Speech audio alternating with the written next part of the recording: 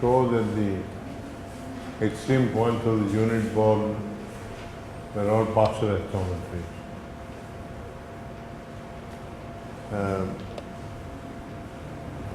And if and only if, namely any extreme point is partial isometry and conversely. See, conversely, if you take an extreme point, then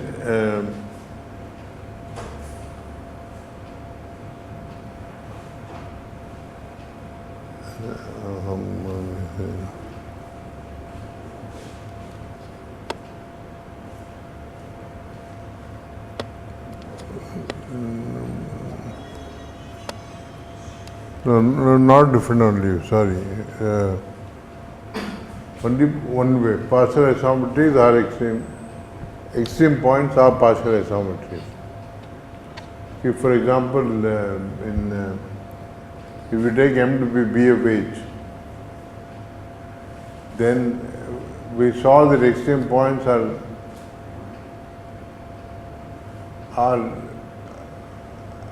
isometries or co-isometries.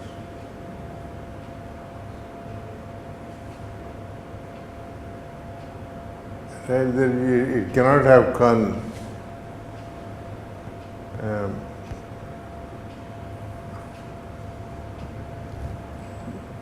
No, so what did they do?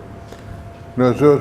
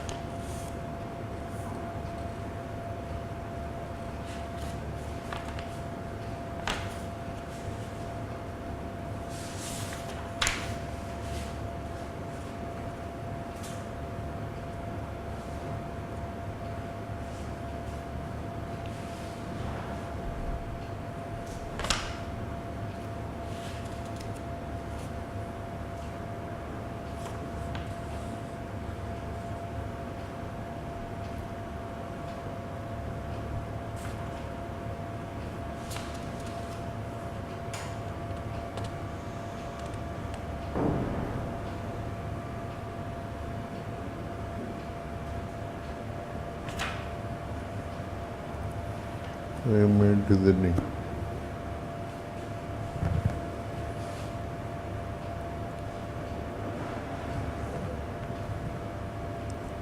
Okay, anyway, so let me not get into that now. I seem to have got into a mental mind block here. So let me start with something else which is more important. This is more like a curiosity. So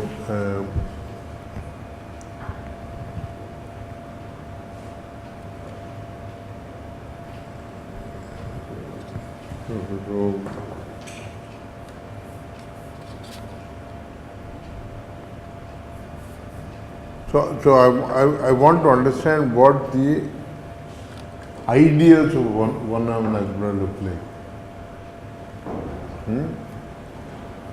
So, to start with, suppose suppose you just assume that there is a left idea.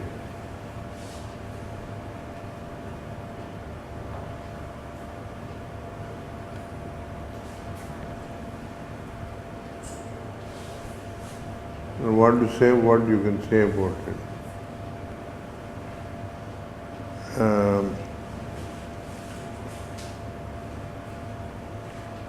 Okay, first I want to observe that y is not trivial.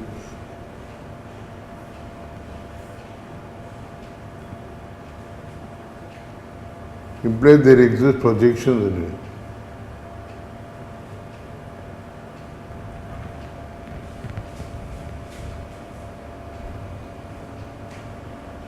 There exist projections in I if I is non-empty.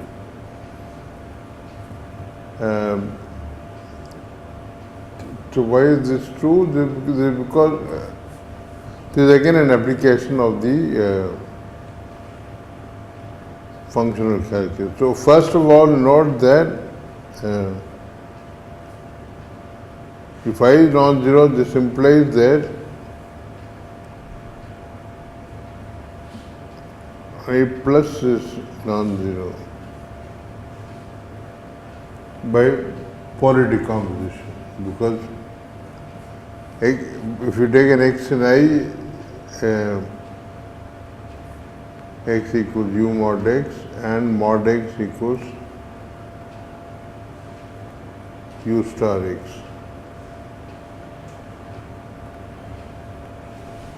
Both x and mod x are left multiples of x of each other by something. So x belongs to I plus, x belongs to I if and only mod x belongs to I.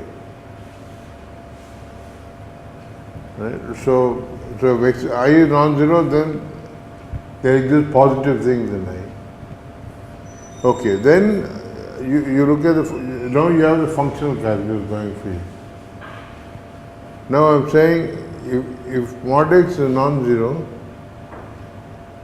if suppose I have a non-zero A and I which is positive, then I can apply functional calculus to it. So this means what? This means that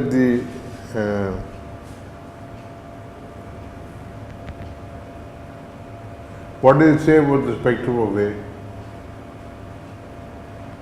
Is strictly about the zero. Not strictly about.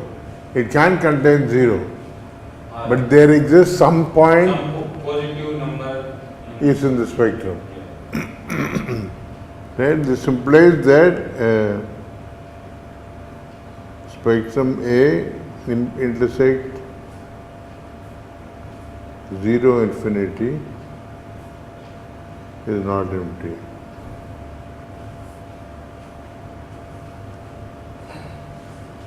Now that means there exists some epsilon positive such that indicator of epsilon infinity as a of A is non-zero. Because what this says is that indicator 0 infinity of A is non-zero. But that is the limit of indicator epsilon infinity as epsilon goes to 0. So at least for some epsilon this must be non-zero. For some positive epsilon. Now the reason I'm saying this is, see, you're looking at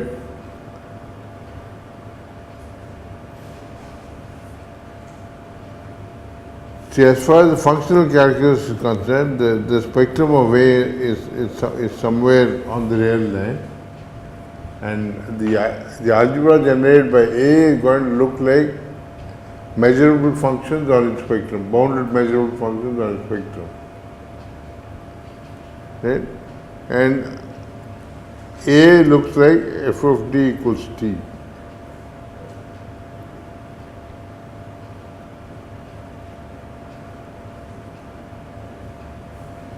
Then f naught A is A. Look at the function f naught t equals t on the spectrum of A.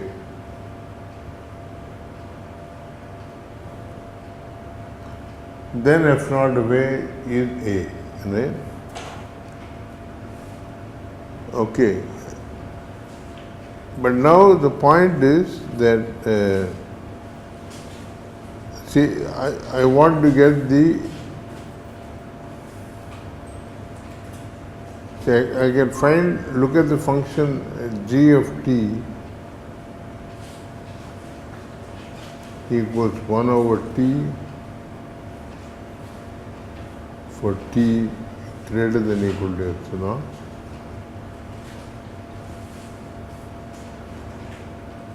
and 0 for t less than epsilon.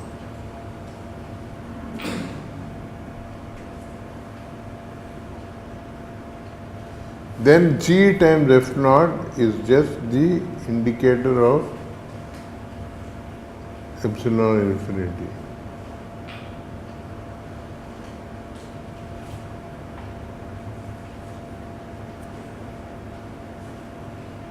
But that means GT times GA times F naught A is this indicator.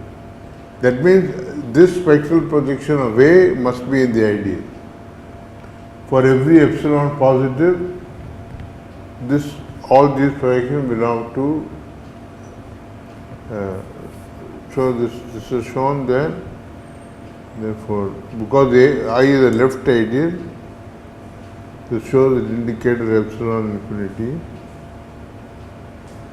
of A is an I for all A positive in A.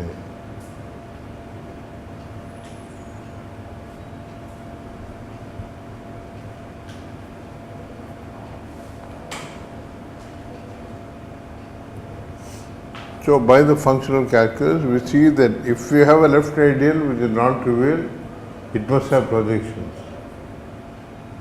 In general, it will have lots of projections. But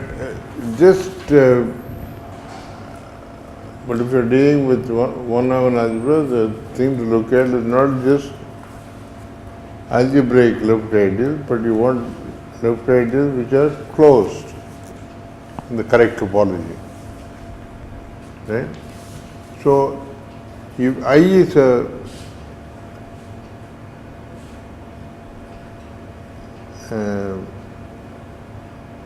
SOT or WOT closed left ideal. See, it's a subspace, so SOT closed and WOT closed are the same. We've been through this many times. So this implies by what you've shown that for all A positive, A and I, in fact, not only is indicated epsilon infinity in A, but their limit, what is the limit of indicated epsilon infinity as epsilon goes to 0? This is what we used already, right? So, in fact,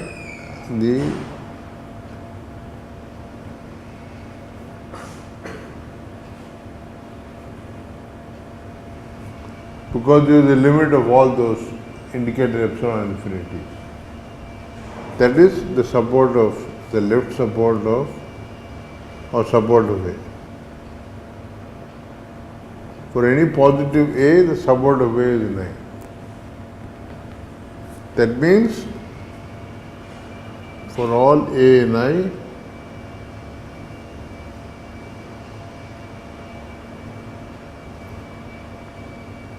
the support of mod A must be in I.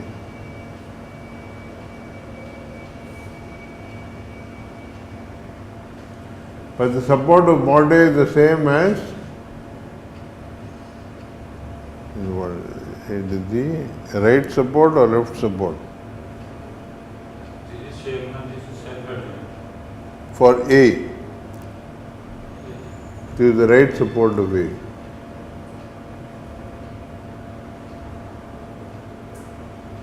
U mod A, so you hit it off the right by this projection, you leave it invariant. Okay. So for every A, the right support of A is 9. Right?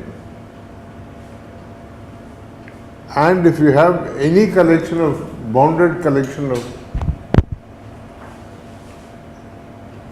family of projections, they will have a soup in the one-Neumann algebra. The soup is actually a limit of finite soups. And finite soups will be in the ideal itself, because it's weakly closed. Right? If you have two projections E and F, then E sup F is in, so I'm saying that E, F and I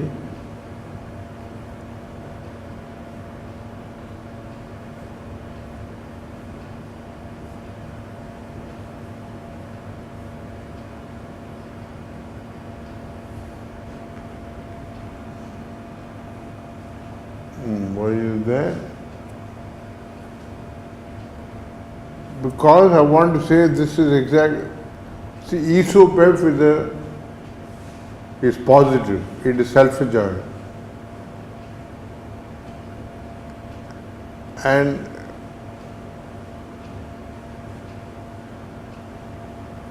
this is, I want to say, in fact, the support of E plus F.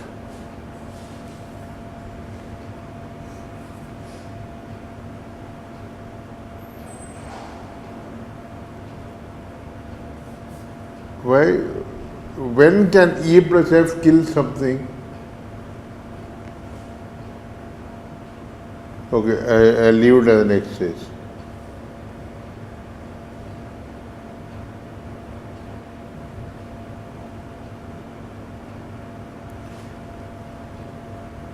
E sup F is the support of E plus F.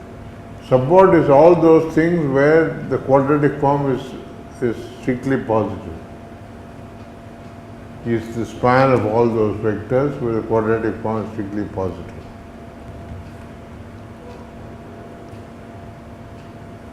Okay. So if you take any finite collection of projections, the sup is an I. So the sup of any family of projections in I being the limit of the net of finite sums, finite sups, will again be in I.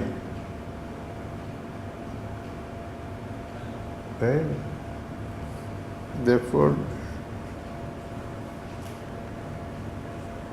if EI, let me just say, so I want to say sup over all E in P of I. This actually belongs to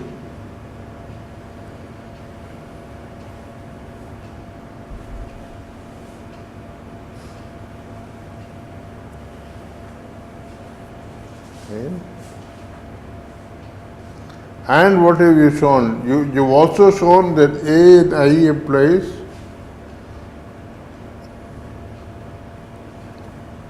this collection contains the right support. Right? That means A equals A times right support of E, A, which you can write as, but the right support of A is smaller than, let me call this Z.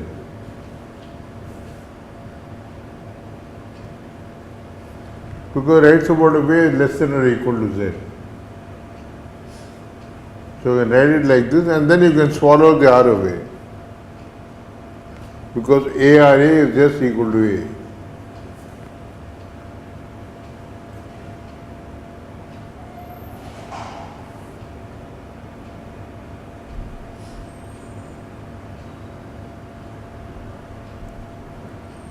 So what you've shown is that if I is a appropriately closed left ideal, then in fact I is equal to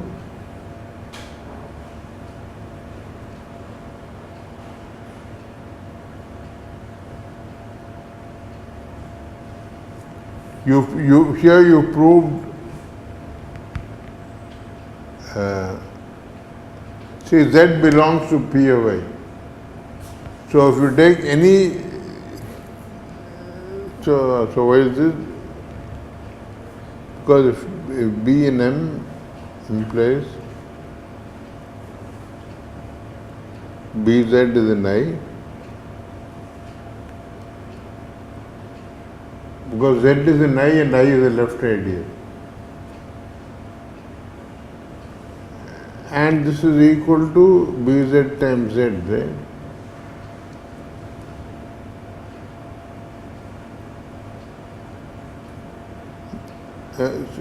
So I'm saying that therefore B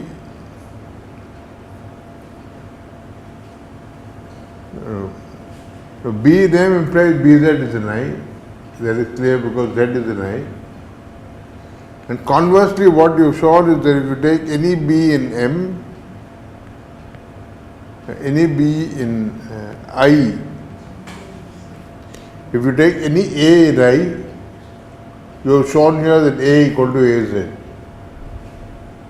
And hence A is in MZ.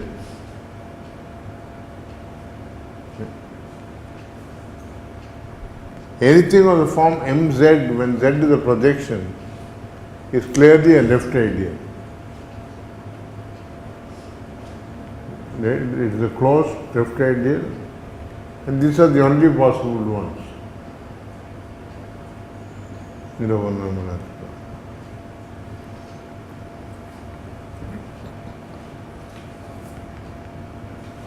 Okay.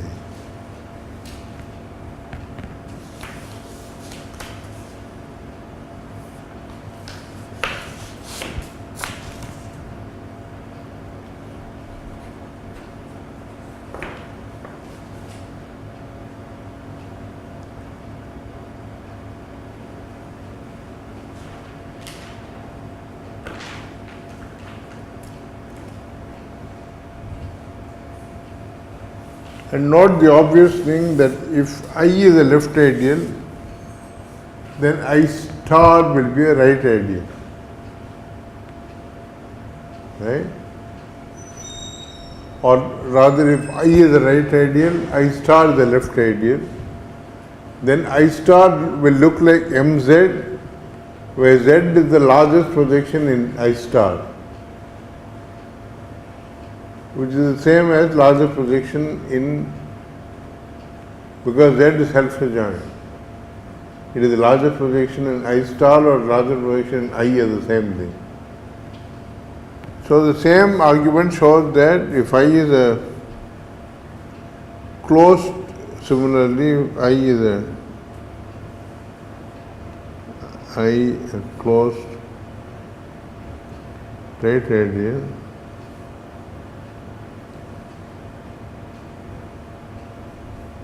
implies I equals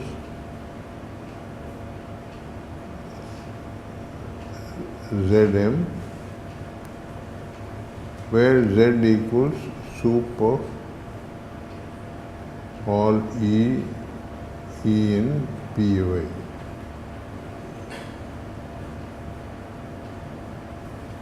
Closed means of course SOD or WOT.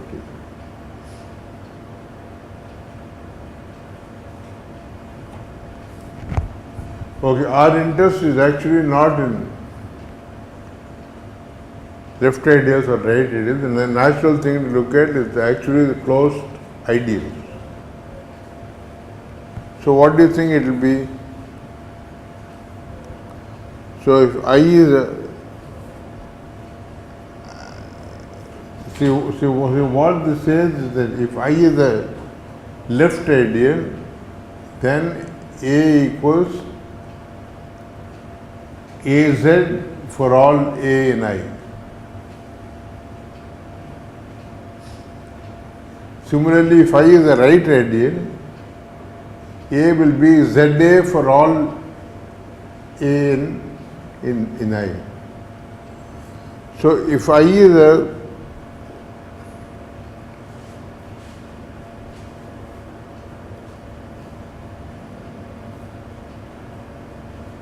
closed ideal,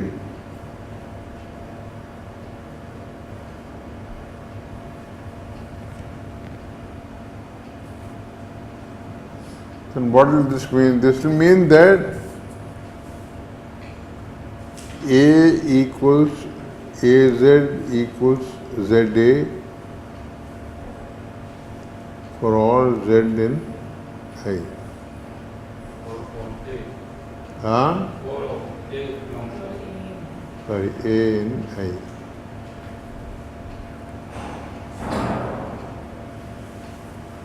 That is, this Z must belong to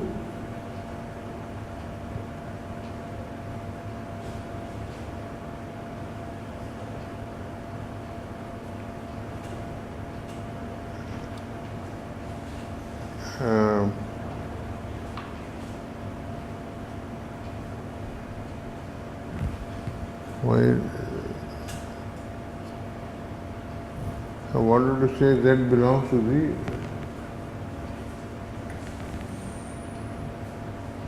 center of M.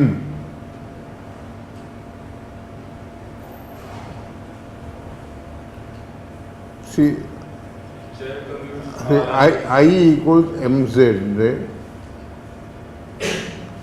Because the left ideal it is mz. If you take anything like this and multiply so what do I want to say? If x is in M, no, I have to be a little more clever. So I say you take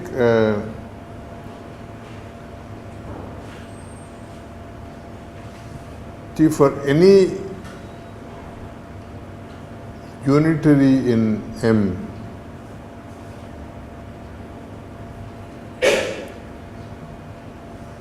notice that the set of all U star ZU, U star EU, E in P of Y,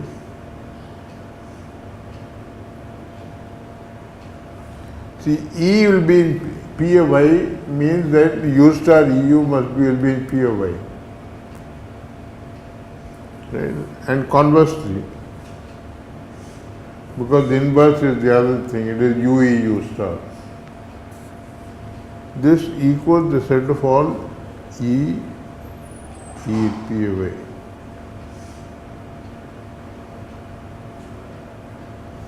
That means this collection that you are taking the soup over is invariant under any unitary conjugation by unitary in M. Okay. Therefore, what we find is that therefore Z equals U star ZU for all U in U. Is that clear? If you take any unitary in M, Z is the soup of all E's in P of I, and conjugation by U is an automorphism. So add U of Z will be the soup of add U of E. But the collection add U of E is the same with the collection of all E's. And so add U of Z and Z are both soups of the same family, so they will be the same. So Z commutes with every unitary in M, and hence, because everything in M is spanned by 4 unitaries, it follows that, therefore, Z is in the center of M. The projection of the center of M.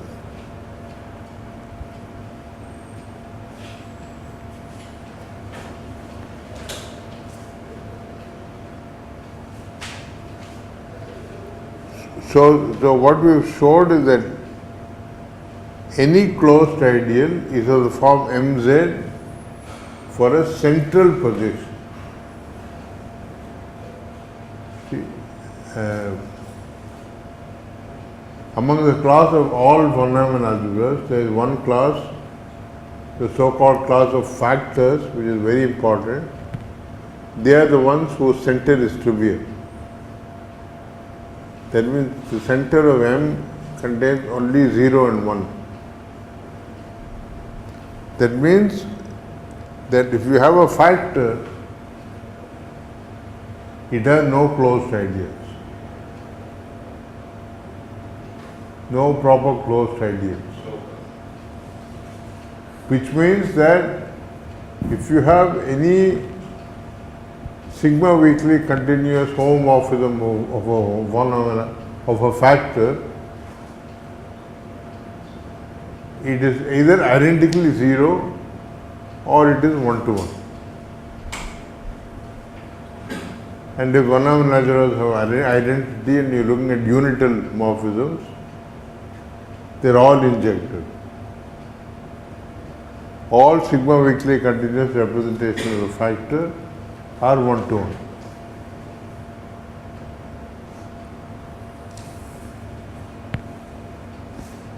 Okay.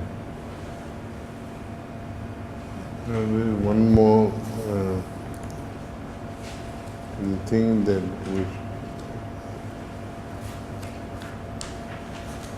one more notion that he finishes this chapter with. So I want to talk about this.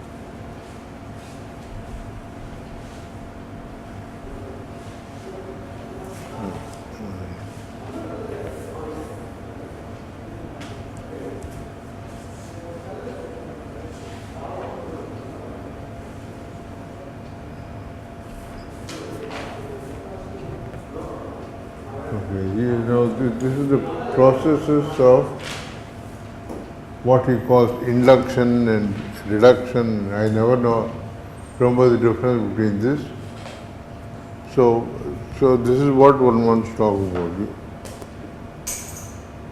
So suppose you have a projection in a one-dimensional algebra.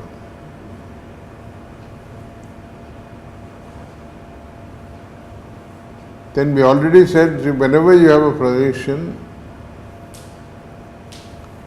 so if range of P is,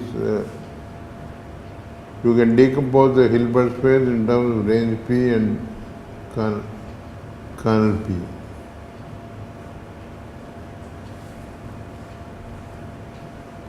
And then represent operators on H as operator valued matrices.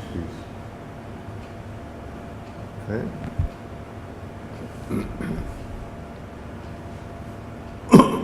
And P will look like this matrix.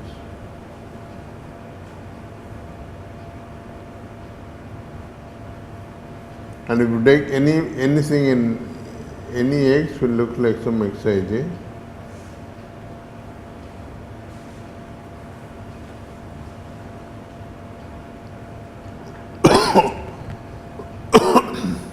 And what you can see is that PXP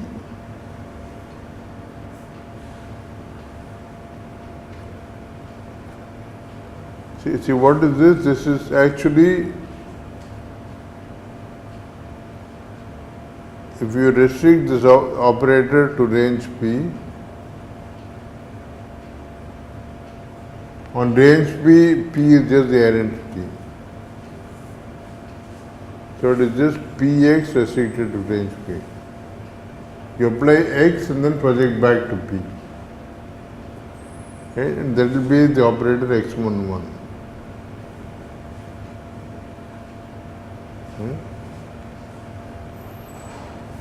Okay. One often writes this as x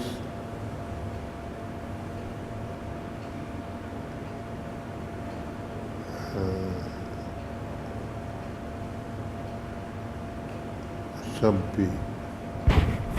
Now I'll tell you the reason for this. See, suppose you've taken p prime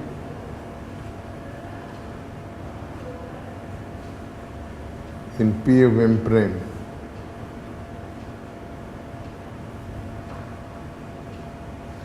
Then, and you decompose with respect to p prime. Well, p prime is this. But you take an x in m now. If you take an x in m and p prime with an m prime, that means x must commute with p prime.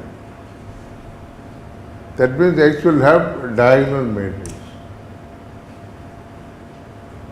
Right? So what you will see is that x going to x11, which is really nothing but you can think of this as xp prime. Let's take it into range p prime.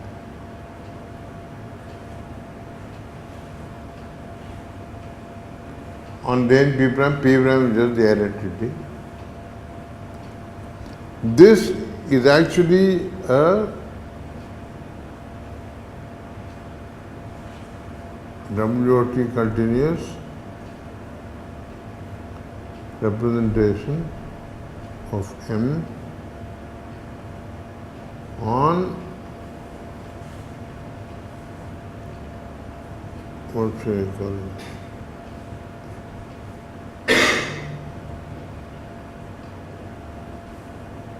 On range P prime. Right? This is just restricting to an invariant subspace. It will give you a representation, and so one denotes this by just, so if you take a projection in M prime and then you look at the corner of x corresponding to that projection, that can really be thought of as xp prime.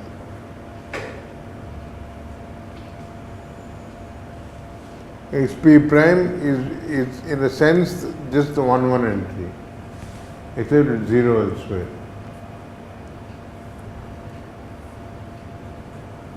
Whereas here initially I took a x in M and a p in M, then you don't have any representation like this.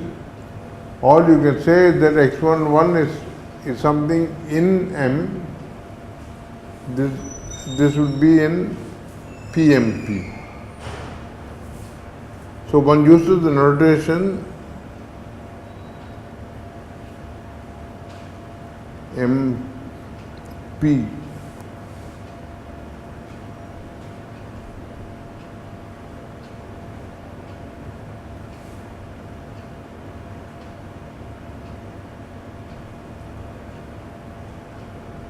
that is all operators of the form x11 for x in M. Okay, this is the corner of M determined by P, and M will write M prime P like this because it is actually just like the product.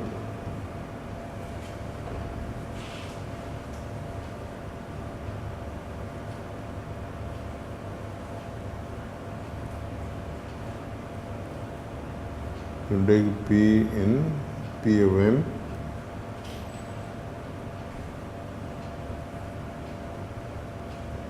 So I'm just interchanging rows of m and m prime. So you take a p in n, and if you take something in m prime, that will leave p invariant. So I'm changing things around and write x prime p rather than x p prime, because I've changed the rows of m and m prime. Okay. So m prime p is this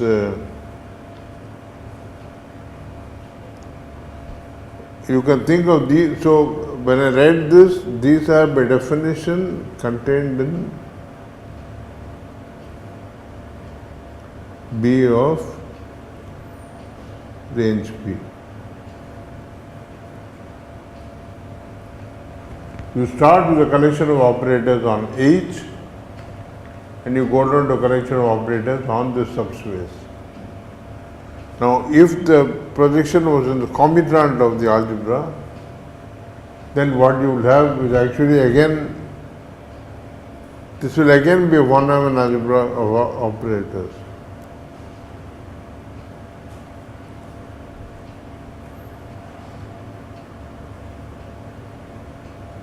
Right? Because it is a big WOT continuous representation. Okay, but this on the other hand, is this an algebra?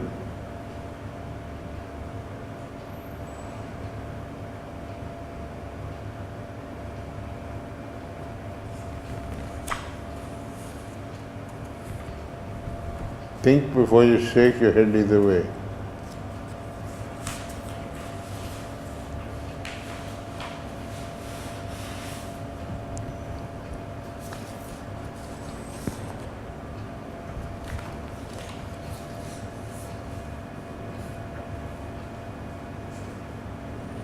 See, what is MP? This is the set of all x11. There exists x and m such that x looks like x11 and garbage.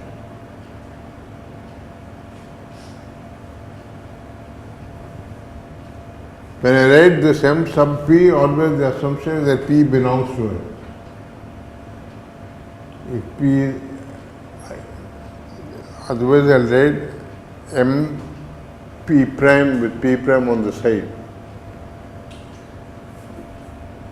Okay, but notice that if x is in m, then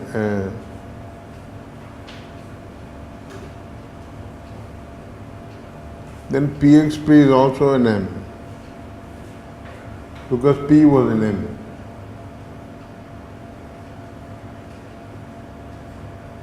And what is pxp? It is just x11 0 0 0.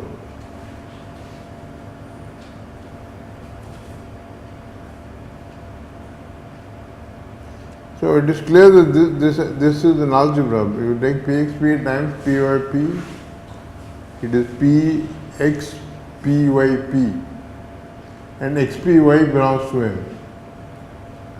So MP is again, in fact, a one-dimensional algebra of operators on the range of P. And what is interesting is, in fact, the relationship between MP and M prime P. So,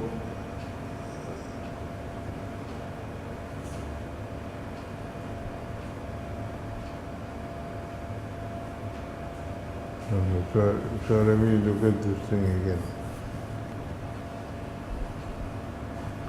So the crucial fact which will be used repeatedly, so theorem is that MP prime is M prime P.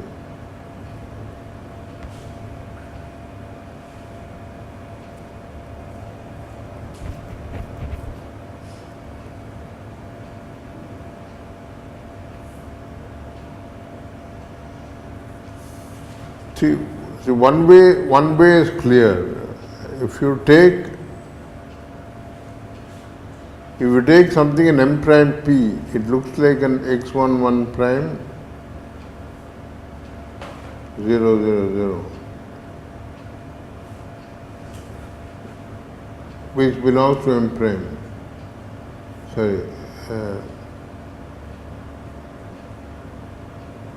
They belong to something in M prime which looks like this. That is when x11 prime, what it means to say that you have an element of M prime P. All elements. Huh? This is element of M dash na. The whole matrix is in M dash. x11 prime is not in M prime. The whole thing is in M dash. Now, what you know is that M dash commutes with X, M. And we went through this thing of multiplying diagonal matrices and matrices. Now, if you multiply an Xij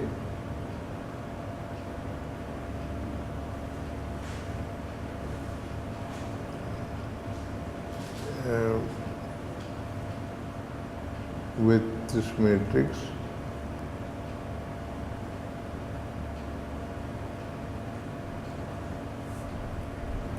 what will you get?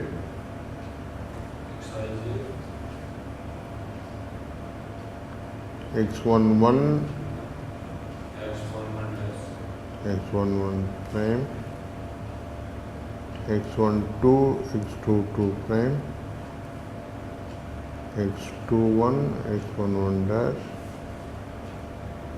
x22 x22 dash.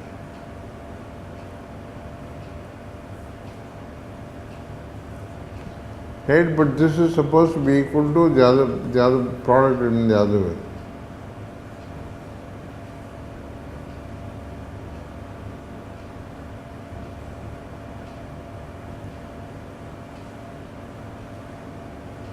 Diagonal matrix.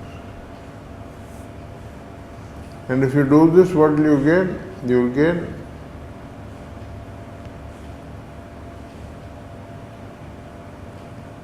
x11 dash, x11, x11 dash, x12, x22 dash, 21 dash, huh? 123 dash 22 dash. In right matrix. 123. Diagonal alpha times xij will be alpha I xij. So first row will be multiplied by alpha 1. So it is x11 dash which will multiply the first row, and x22 dash will multiply the second row.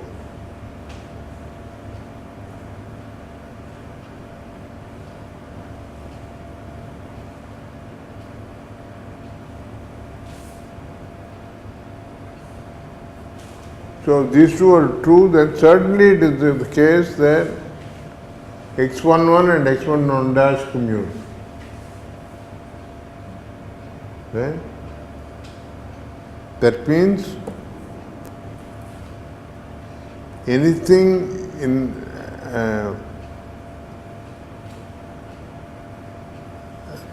M dash P is in MP dash.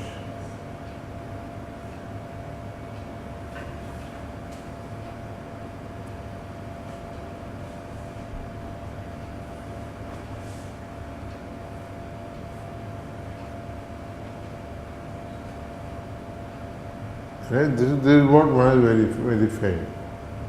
So this is the easy inclusion.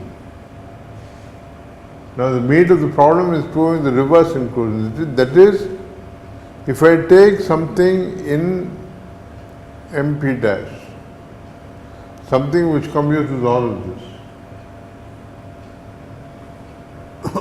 Sorry, something that commutes with with all x11. To say you're an MP dash is that you have some operator on this small space which commutes with all x11 coming from x in n. And you must show that that thing must actually be of this form for something in M dash.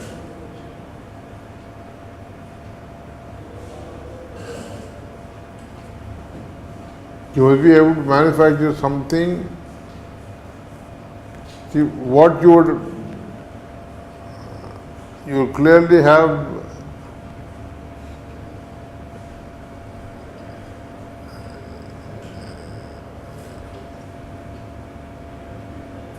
okay, so this is the hard part. So if you want to say that if you are an MP prime, then you are in something which commutes with all things in MP. You can find something in M prime whose corner this is. That's what you want to say. Anything which commutes with everything in that corner for M must be the corner of something in M prime. That M prime, you have to get, that M prime acts on the whole space. You are initially given only information on the subspace. From here you have to come up with something operating on the whole space with this property. So this requires some ideas. So let me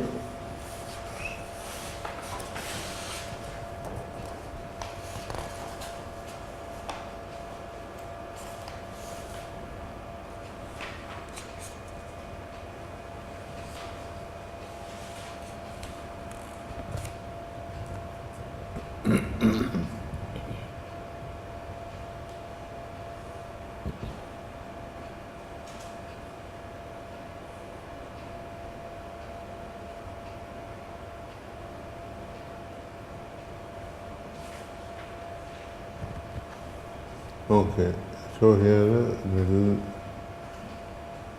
lemma. So we already said the following thing. You look at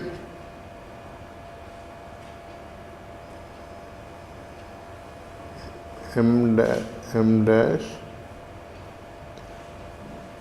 take something in M prime,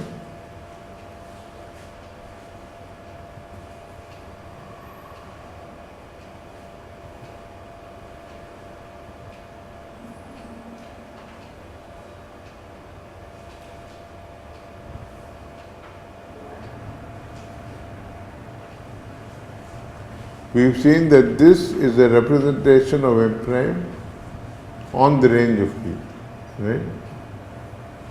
So let us call this mapping pi P.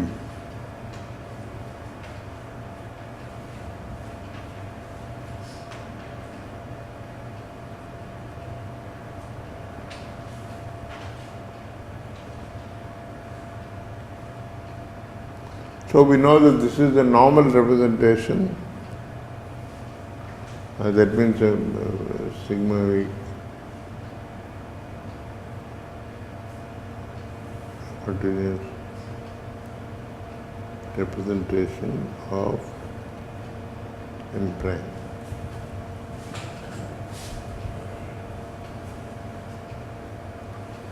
Okay, so what is the kernel of this pi P?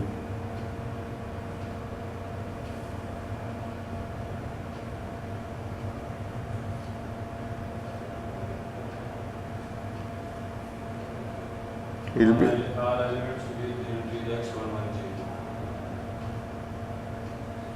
Yeah, but how do I see that in M prime? So I want to say that this is equal, you know, this is an ideal in M prime. M prime is a one-Neumann algebra. There is an ideal in M prime. So this will look like M prime times some central projection in M prime. Right?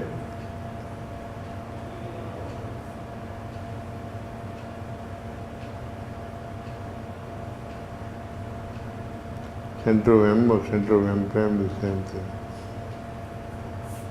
So what is that projection? It will be a central projection and it must contain the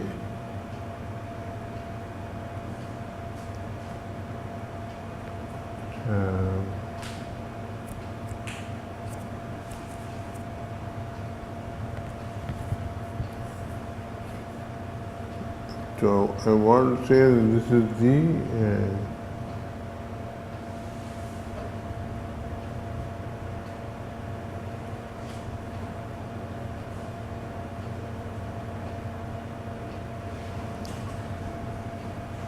okay, we've already seen that once you have a kernel which is similarly closed thing, the kernel will be the thing cut down by this central projection, which is the soup of all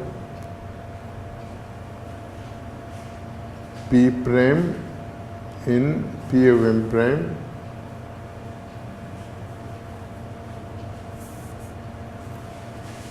such that P prime is in that kernel.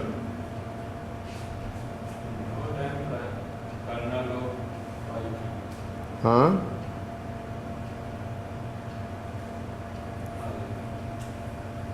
But the action is happening in M prime.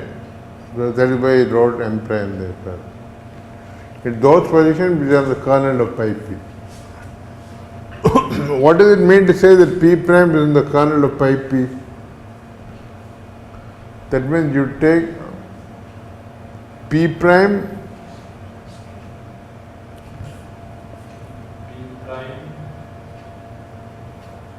soup of all P prime P prime 0. P prime and P of M prime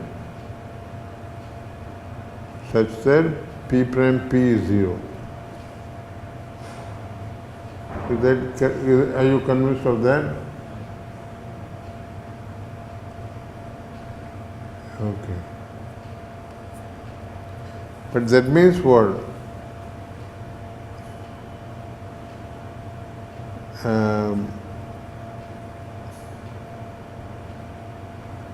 If that means if you take 1 minus z,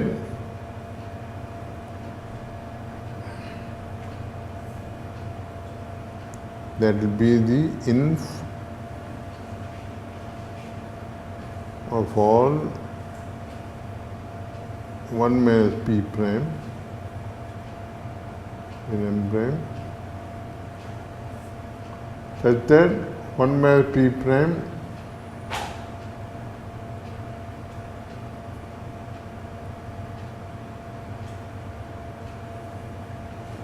P is 0. What does this mean? P prime P is, P means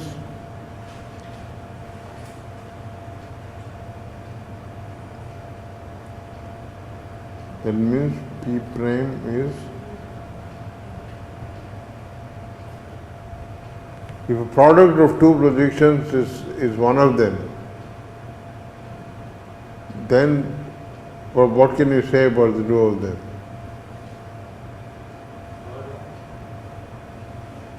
Here are two projections. P prime P equals P prime is what this says. P prime P equals P. Range of P containing range of P dash. W P prime greater than or equal to P, right?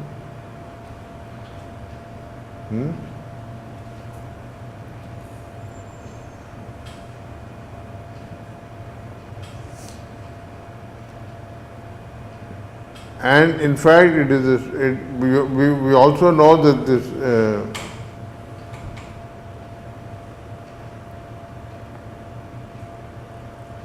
so this I want to say is the central support of P.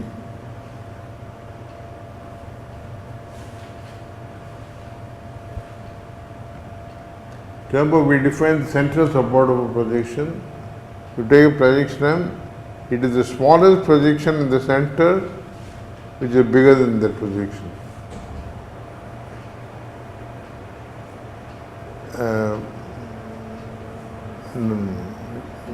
No, I'm reading it wrong.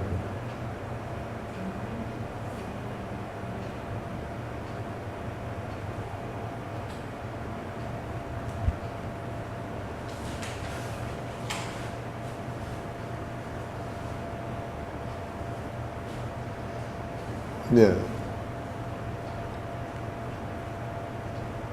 In the inf of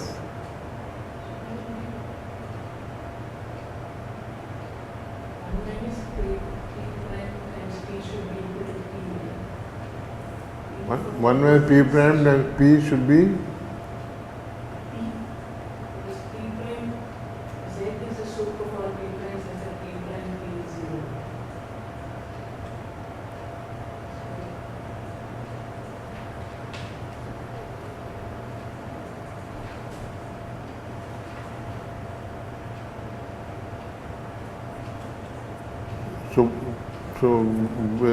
so tell me what I should write.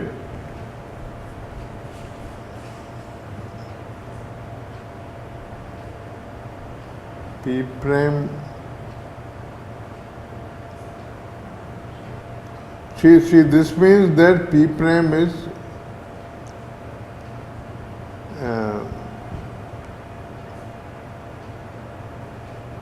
below 1 minus P, right?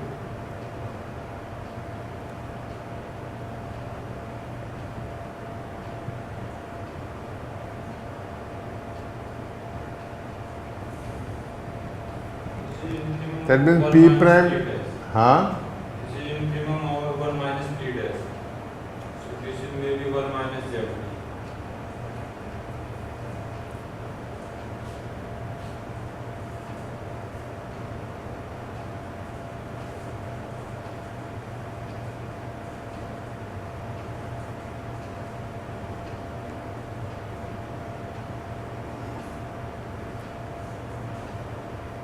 Said the soup of all the P prime which are smaller than 1 minus P.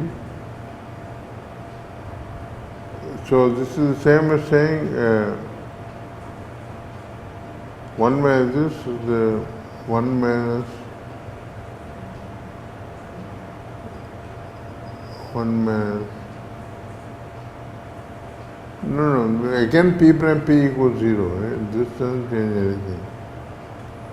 This condition is the same. P prime P equals 0.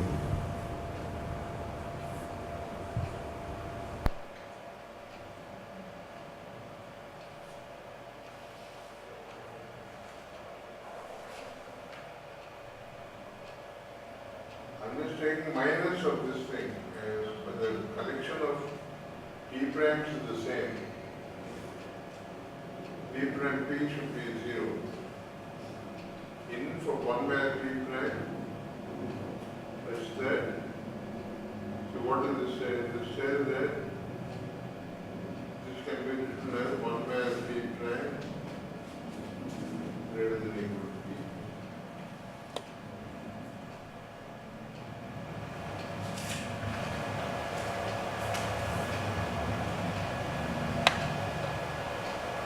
So this is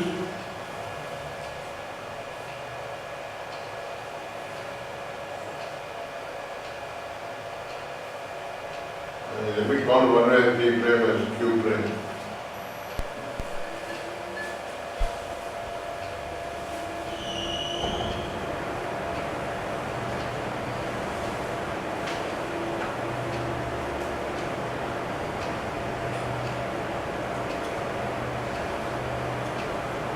In for projections which are bigger than in M prime which are bigger than P.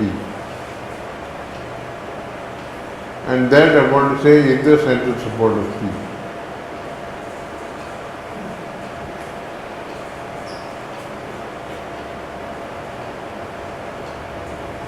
Inf of things, the center was the center of P, we began with this.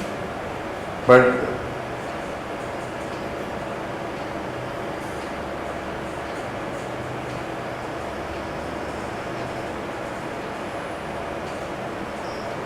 okay, this thing will be in M prime and it will also be in M.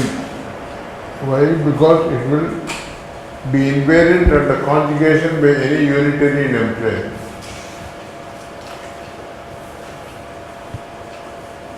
If you take this class of projections, Q prime bigger than P, then what happens when you conjugate this class by unitary in M prime? If you conjugate by U prime and M prime, it will say U prime P, U prime star less than equal to U prime Q prime, U prime star. That means that P is less than equal to U prime Q prime, U prime star. That means when you conjugate this class by a U prime, you get the same class. It goes projections in M prime which are bigger than P.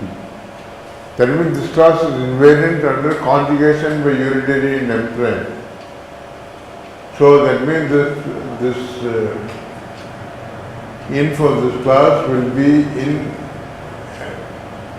the commutant of M prime and hence in M. So this will be in the center.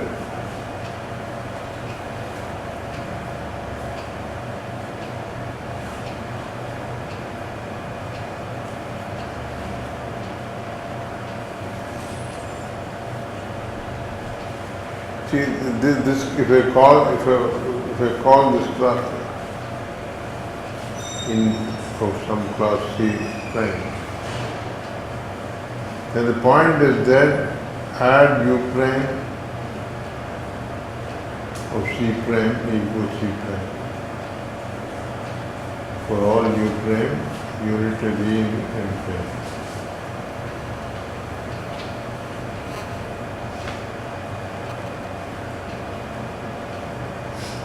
And hence the inf must also be invariant under U and U prime. That means this inf is commutes with all unitary in M prime, so it is in M. And the inf of projection in M prime, so it is in M prime. So this position must be the center. And so this is the central cover of the projection P.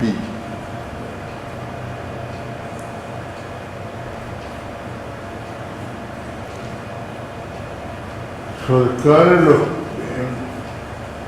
pi P is the cut down of M prime by the central 1 minus the central projection support of P. Z equals 1 minus ZP.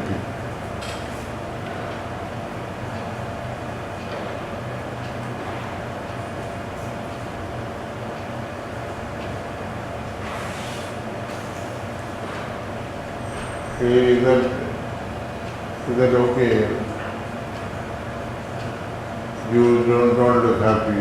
Tell me what's bothering you. Huh?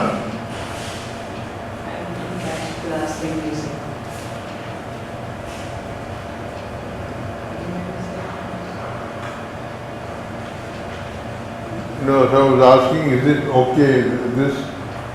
Is this proof okay, or is there something here which is not clear? So what one has said is that the kernel of this pi P is exactly the cut down of M prime by the central projection which is given by 1 minus the central support of P. The kernel of pi P is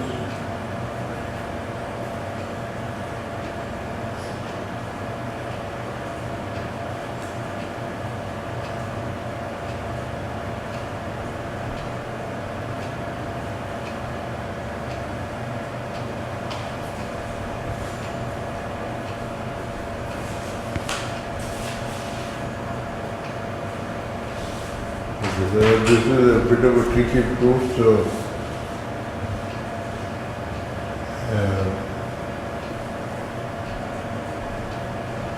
okay, then another lemma.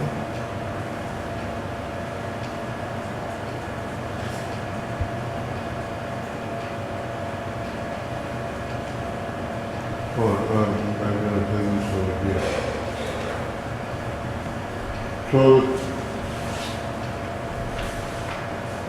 So the corollary is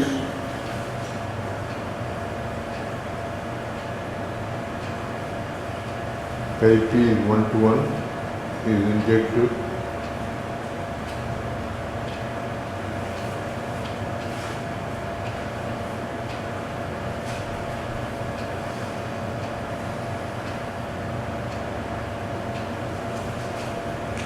And then the current must be 0.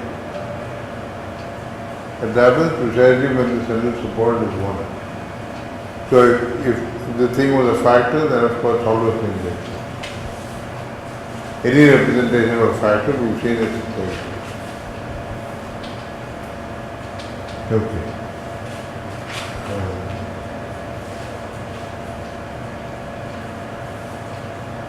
So we're slowly heading towards proving that the commutant of MP is M prime P. So we start with so I recall we wanted to prove that MP prime equals M prime P. This is what we want to prove.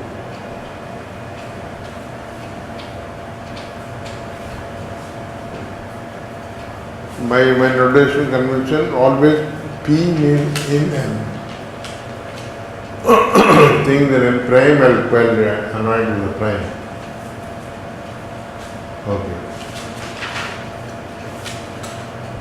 So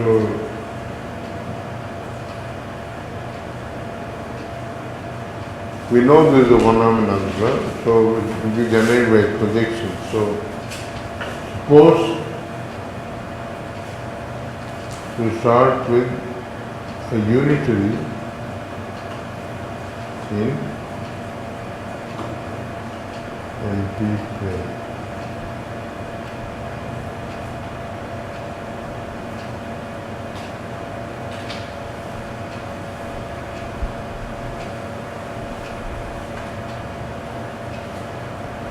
So anything here I can get in using unitary. So if we can do it for unitary, then it's going to do it for everything step by step.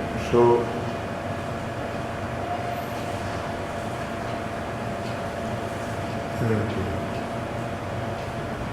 then the assertion is then there exists a unique U in M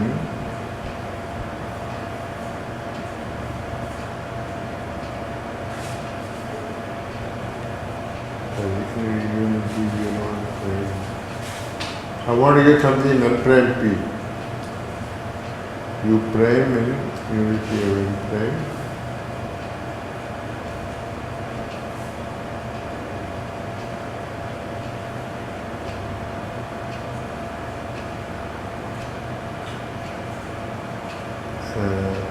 Actually M prime C2.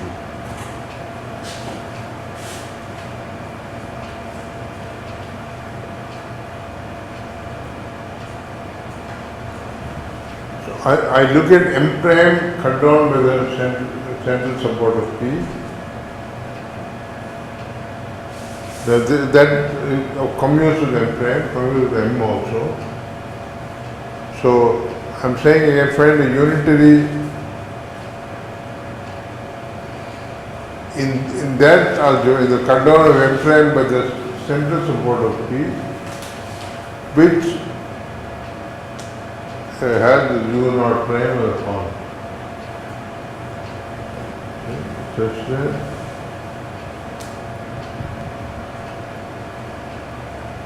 U prime P equal to U naught prime.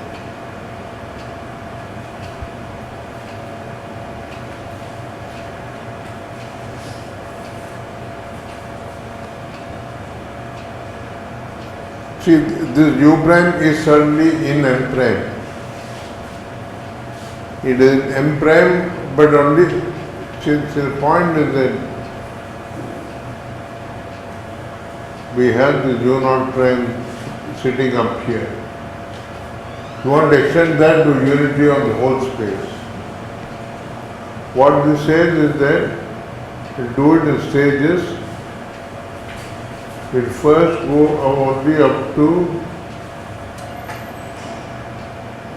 this whole thing is the range of the central support of P. Up to there I can find something on this form.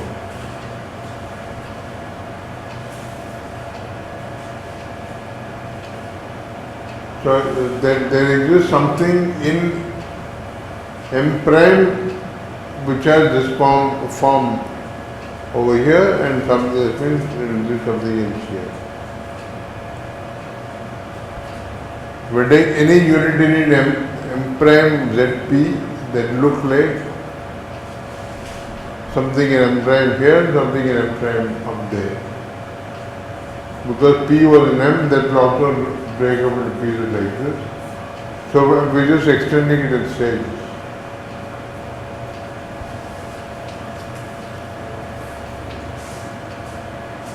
Okay. So this is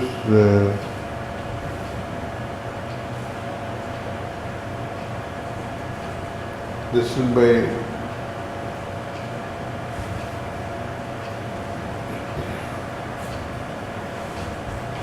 okay.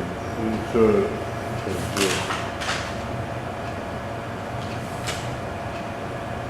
I want to say for all x, y in n,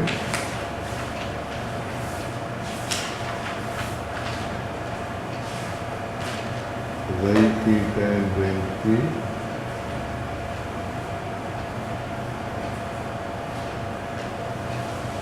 and then just look at this computation. Xi y eta.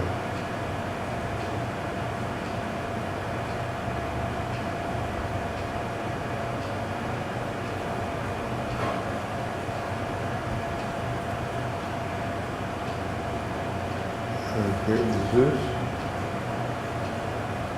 I can write this as y star x xi eta.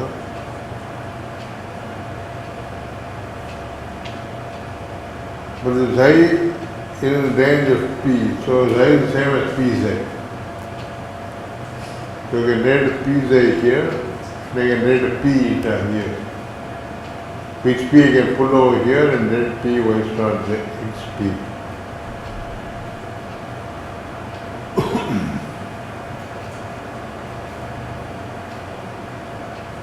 Okay, I am using the fact that xi eta comes from range p.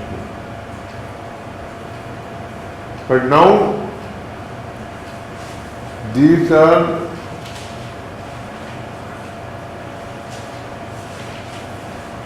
see where is p y star xp? If this thing is in MP.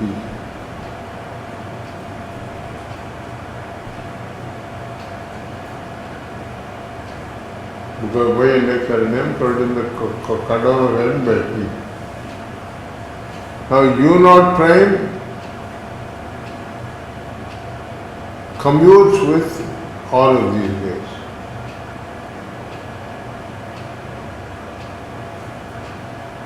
Okay, so I can write this as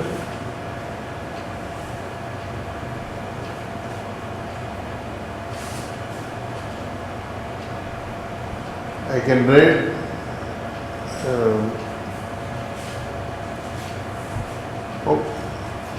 this was unitary.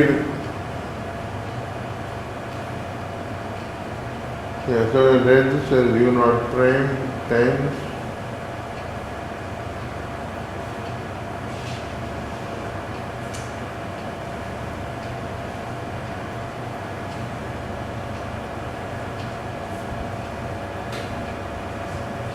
see all these are in the range of p. both vectors are in the range of P, and I am just applying the unitary operator on that space, and I can do that, and I get the same inner product.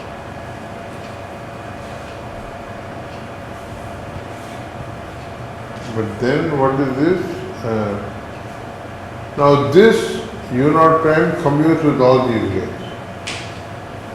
So we can push it past all of these, so I can write this as P y star x P u naught prime z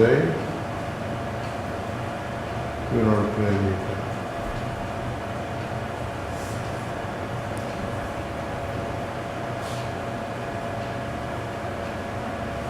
And now we can play the same again. See, u naught prime is acting on the range of P. So this is also in the range of P. So hitting P on that doesn't do anything to it. So I can remove this P. And I can take this P over to this side, and this is the range of P, so they don't do anything. So this will just give you y star x u naught prime z thing, and so finally we just get x u naught prime z y u naught prime theta.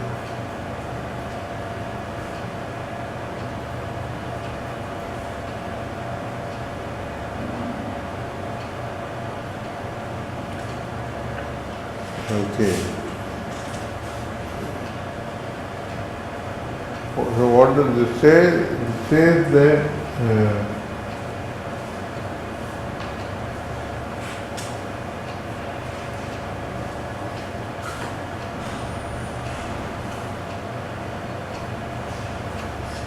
see, what was the range of, what was the central support of P? This was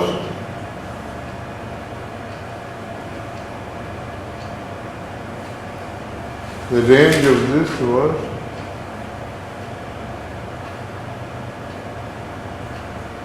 M P H.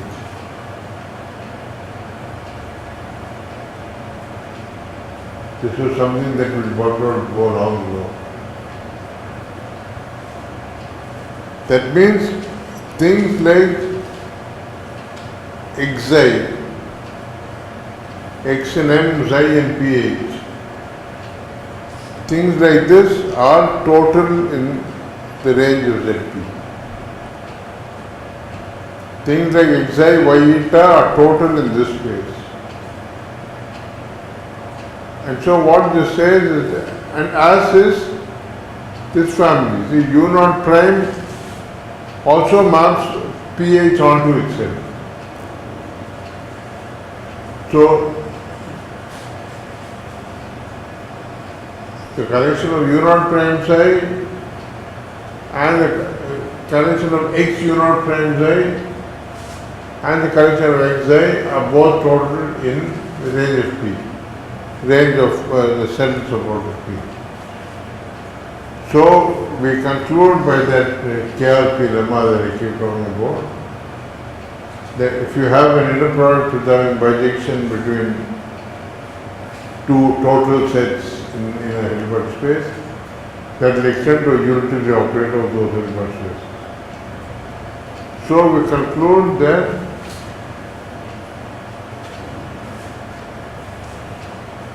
so the conclusion is, so there exists exactly this. A u prime, a unitary operator on this space, such that u prime of xi is x u naught prime z. That means u prime p equal to u naught prime.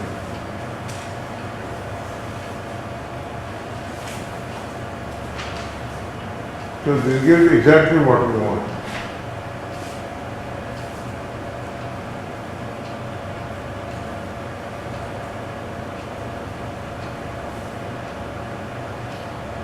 They use U prime as desired.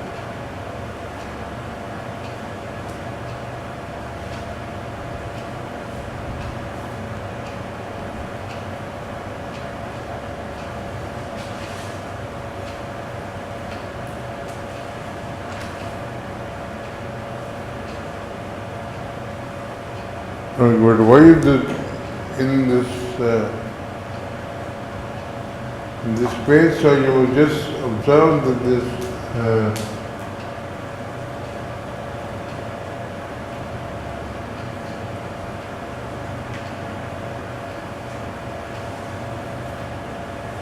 so what does U prime do? U prime sends an xi to U naught prime xi. This is what U prime does. Right? X U 0 dash. Sorry, x 0. X U naught prime. That is what U prime does. So wherever it sends zxi, if z is an m, or let me say yxi, then we go on to U prime yx U naught prime z.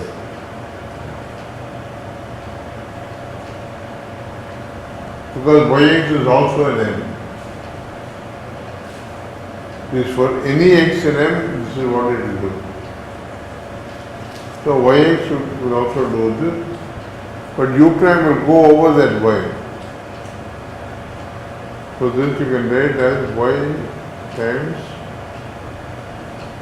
U prime x Ix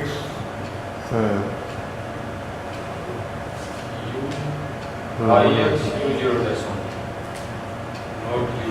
Not U. no.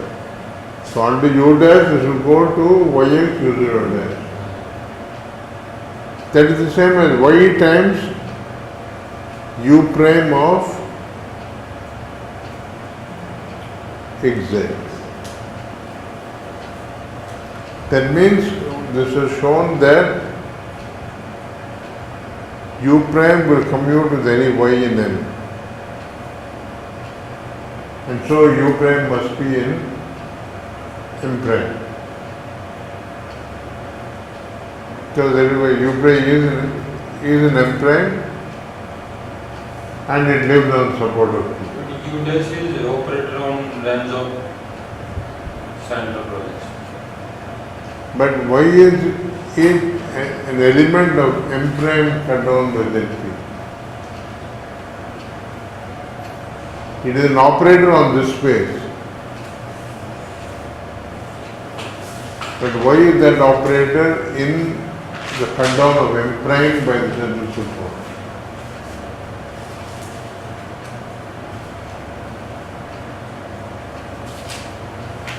Okay, T is less than Z. T is less than Z. That's all. How do they guarantee that the operator commutes with in the M prime? Okay, we'll figure this next time. This is a tricky proposition.